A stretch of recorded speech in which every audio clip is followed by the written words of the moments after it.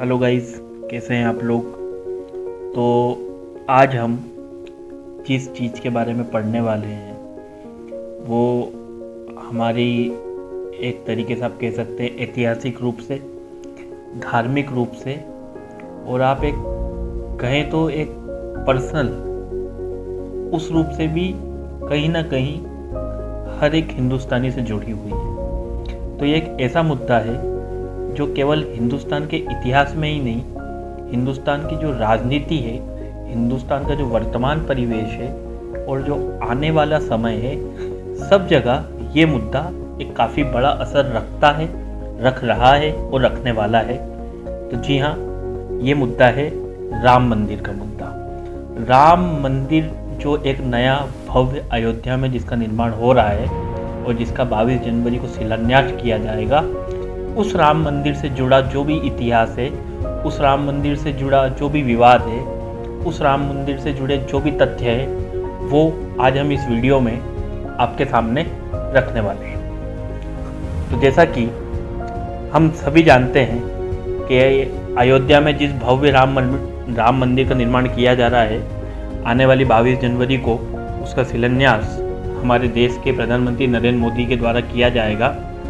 तो राम मंदिर जो है, इससे जुड़ी जब हम बात करते हैं तो बाबरी मस्जिद, लाल कृष्ण आडवाणी, उनकी रथ यात्रा और कार सेवकों द्वारा उस बाबरी मस्जिद को ढहा देना, ये कुछ चीज़ें हैं, ये कुछ दृश्य हैं जो हर हिंदुस्तानी के चित्त में अंकित हैं और कहीं ना कहीं हर व्यक्ति ने उन दृश्यों को देखा भी होगा और वो उनके जहन में होंगे।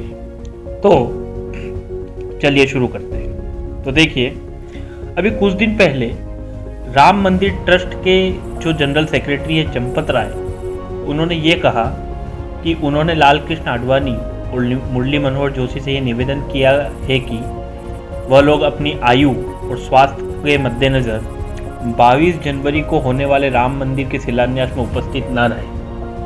ठीक है। तो जब चंपत राय जी का यह बयान आया, उसके बाद जो विश्व हिंदू परिषद है, उन्होंने उन दोनों ही नेताओं को आमंत्रित किया है और ऐसा उन्होंने इसलिए किया क्योंकि विश्व हिंदू परिषद के जो नेता हैं, जो विश्व हिंदू परिषद के सदस्य हैं, उन लोगों के अनुसार लाल कृष्ण आडवाणी और मुरली मनोहर जोशी ऐसे वो लोग हैं जिन्होंने की उस आंदोलन को स्थिरता प्रदान की थी जिसने राष्ट्रीय राजनीति का रुख पूर्ण रूप से बदल दिया था। तो चलिए अब हम इतिहास में जाते हैं और समझते हैं। जब 1986 में लाल कृष्ण आडवाणी ने बीजेपी अध्यक्ष के रूप में अटल बिहारी वाजपेयी जी का स्थान ग्रहण किया, तब बीजेपी ने विश्व हिंदू परिषद की राम मंदिर की मांग का समर्थन करना शुरू किया और वो भी पूर्ण रूप से मुखर होकर। इससे पहले दबे स्वरों में तो कहा जाता था, पर लाल कृष्ण आडवाणी के अध्यक्ष बनने के बाद काफ़ी मुखर होकर बीजेपी ने इस मुद्दे का समर्थन करना शुरू किया। ऐसा इसलिए हुआ क्योंकि 1984 के लोकसभा चुनाव में बीजेपी को करारी शिकस्त मिली थी एवं बीजेपी सिर्फ 2 ही सीटों पर सिमट गई थी। पार्टी अध्यक्ष का पदभार ग्रहण करने के बाद आडवाणी जी ने मुरली मनोहर जोशी को राष्ट्रीय महासचिव बनाया। मुरली मनोहर जोशी, जो कि राष्ट्रीय स्वयंसेवक संघ से जुड़े थे और भौतिकी के वक्ता थे, उनके पीएचडी के जो उस समय पर गाइड हुआ करते थे इलाहाबाद यूनिवर्सिटी में, वो पूर्व आरएसएस अध्यक्ष राजेंद्र सिंह थे, जिन्हें राजू भैया के नाम से भी जाना जाता था। बीजेपी के जुलाई 1989 के पालमपुर सेशन के दौरान बीजेपी ने आडवाणी जी के नेतृत्व में औपचारिक रूप से राम मंदिर की मांग का सहयोग किया, जिससे नाराज होकर उस वक्त के बड़े नेता जसवंत सिंह वहां से वो जो सेशन था छोड़कर चले गए थे। एक धड़ा बीजेपी में वो था जो राम मंदिर के मुद्दे का समर्थन करता था, तो कुछ नेता ऐसे भी थे जो मुखर होकर इस मुद्दे पर उनका समर्थन जो किया जा रहा था राम मंदिर का, उसके पक्ष में नहीं थे। आरएसएस से जुड़ी साप्ताहिक पत्रिका की पूर्व संपादक शेषाद्रीचारी के अनुसार पालमपुर संकल्प जो था, यह बीजेपी के लिए एक टर्निंग पॉइंट साबित हुआ और यहीं से बीजेपी की विचारधारा गांधीवादी समाज से हिंदुत्व की ओर मुड़ गई। इस समय तक मुरली मनोहर जोशी बीजेपी में दूसरे सबसे महत्वपूर्ण व्यक्ति बन गए थे, क्योंकि अटल बिहारी वाजपेयी जी ने अयोध्या आंदोलन में अपना जो सहयोग था वो मुखरता के साथ प्रदान नहीं किया था। वह कहीं ना कहीं चाहते थे कि ये जो मुद्दा है इसे उठाया जाए, पर पूर्ण रूप से मुखर होकर एवं जिस प्रकार से आडवाणी जी और मुरली मनोहर जोशी के द्वारा इस मुद्दे को प्रमुखता के साथ उठाया गया, उस पक्ष में उस समय पर अटल बिहारी वाजपेयी नहीं थे। इस कारण इस मुद्दे से उन्होंने अपनी दूरी हमेशा बनाई रखी थी। 7 अगस्त 1990 को प्रधानमंत्री वीपी सिंह ने घोषणा करी कि वो मंडल कमीशन की सिफारिश को मानते हुए जो ओबीसी हैं उन लोगों को आरक्षण देने की घोषणा करते हैं। जब वीपी सिंह ने ये घोषणा की तो उनके इस फैसले से यह भय उत्पन्न हुआ कि जो हिंदू एकता राम जन्मभूमि आंदोलन को लेकर बनना शुरू हुई थी वह धीरे धीरे कहीं ना कहीं कमजोर होने लगी है या अलग थलग पड़ने लगी है। मंडल आयोग की घोषणा के कुछ हफ्तों बाद आरएसएस के द्वारा 26 अगस्त 1990 को एक मीटिंग का आयोजन किया गया, जिसमें यह फैसला लिया गया कि आने वाले कुछ महीनों में विश्व हिंदू परिषद को जो मंदिर के शिलान्यास करने का कार्यक्रम है उसके लिए सहयोग जुटाया जाए। उस मीटिंग में उपस्थित लालकृष्ण आडवाणी ने यह महसूस कर लिया था कि इस आंदोलन का क्या संभावित प्रभाव देश की राजनीति पर हो सकता है। कुछ ही हफ्तों में उन्होंने घोषणा करी कि अयोध्या में भव्य राम मंदिर निर्माण के लिए सहयोग जुटाने हेतु वह सोमनाथ से अयोध्या तक रथ यात्रा निकालेंगे। उस समय गुजरात की राजनीति से जुड़े हुए एवं गुजरात में एक आरएसएस के स्वयंसेवक के रूप में काम कर रहे नरेंद्र मोदी जी ने यात्रा के गुजरात चरण को आयोजित करने में एक अहम भूमिका निभाई थी। हालांकि जो चारी हैं उन्होंने कहा कि यह यात्रा मंडल कमीशन का जो फैसला आया था उसको जवाब नहीं है। राम मंदिर आंदोलन को एक जन आंदोलन बनाने की योजना के लिए आरएसएस द्वारा पहली बैठक 1980 में आयोजित की गई थी। मोरोपंत पिंगले, उन्हें कहा जाता है कि वह इस आंदोलन के लिए एक दिमाग थे, जैसे कि आंदोलन को रोकें, फिर गंगा माता यात्रा और ईंटें रखने जैसे कई आयोजन हुए। और आडवाणी जी की जो रथ यात्रा थी वो संभवतः उस श्रृंखला की चौथी घटना थी। यात्रा को बड़े पैमाने पर सार्वजनिक प्रतिक्रिया मिली। इससे कुछ स्थानों पर दंगे भड़क उठे और आडवाणी राष्ट्रीय राजनीति के केंद्र में आ गए।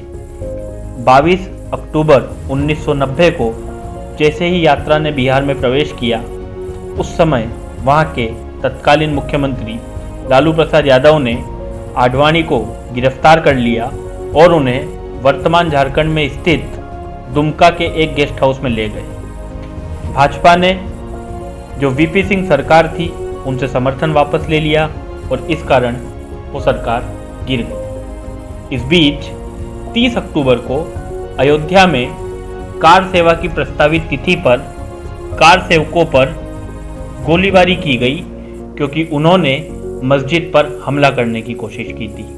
उस वक्त मुलायम सिंह यादव उत्तर प्रदेश के मुख्यमंत्री थे।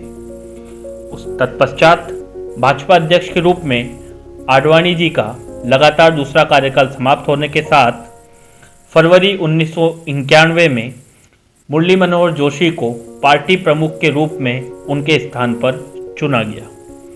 इसके तुरंत बाद हुए लोकसभा चुनावों में भाजपा की जो सीटों की संख्या थी वो 85 से बढ़कर 120 हो गई और जो भाजपा का वोट शेयर था वो 11% से बढ़कर 20% हो गया।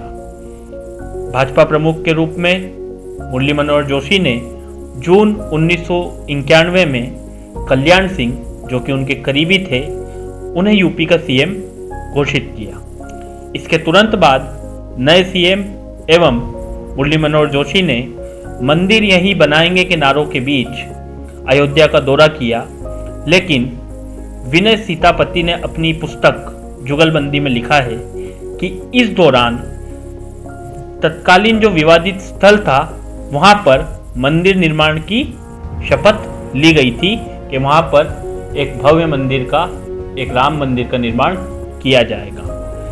राज्य सरकार ने बाबरी मस्जिद के आसपास 2.77 एकड़ जमीन का भी अधिग्रहण किया और इस जमीन को विश्व हिंदू परिषद को सौंप दिया गया।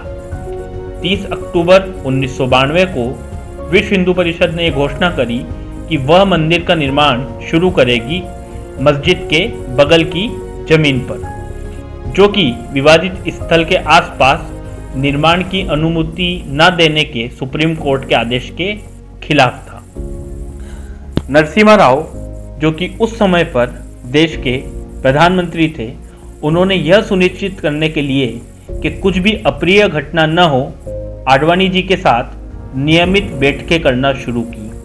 आडवाणी और कल्याण सिंह, जो कि उस समय उत्तर प्रदेश के मुख्यमंत्री थे, दोनों ने यह वादा किया था कि मस्जिद को कुछ नहीं होगा।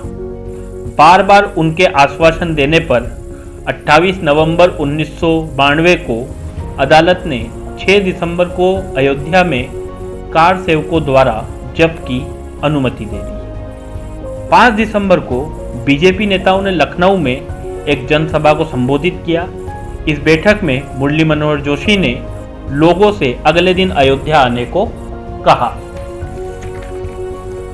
आडवाणी और जोशी दोनों अयोध्या के लिए रवाना हुए और मंदिर शहर की एक धर्मशाला जानकी महल, जिसका नाम था, वहां पर उन्होंने वो रात बिताई।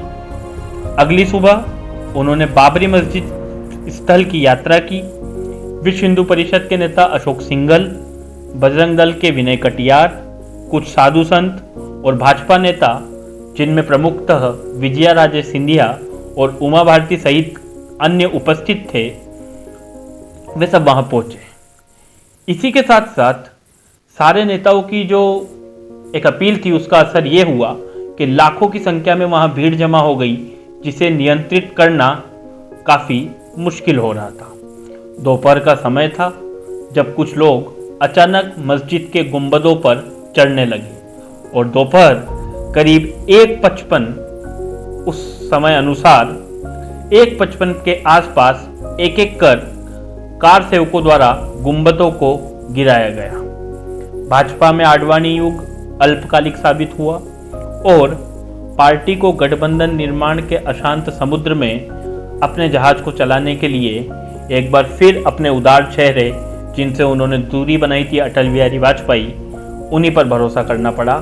आडवाणी जी ने पार्टी को बढ़त तो दिलाई, लेकिन भाजपा का भविष्य गठबंधन को एकजुट करने की वाजपेयी जी की कुशलता पर निर्भर उस समय पर करता था, जो कि उन्होंने 1998 से 2000 तक गठबंधन सरकार को चलाकर किया। तो ये जो भव्य राम मंदिर का निर्माण हुआ है, ये भारतीय इतिहास का एक काफ़ी गौरवान्वित क्षण भी है एवं काफ़ी एक विवादित मुद्दा था और रहेगा भी आने वाले समय में। तो ये था वीडियो जिसमें हमने ये कोशिश की कि आप लोगों को इस मुद्दे से रिलेटेड जो भी जानकारी है एक आसान तरीके से आप लोगों के सामने हम रख सकें। अगर आपको ये वीडियो अच्छा लगता है तो प्लीज़ हमारे चैनल को लाइक कीजिए, इस वीडियो को शेयर कीजिए और ज़्यादा से ज़्यादा हमारे चैनल को सब्सक्राइब कीजिए। Thank you so much.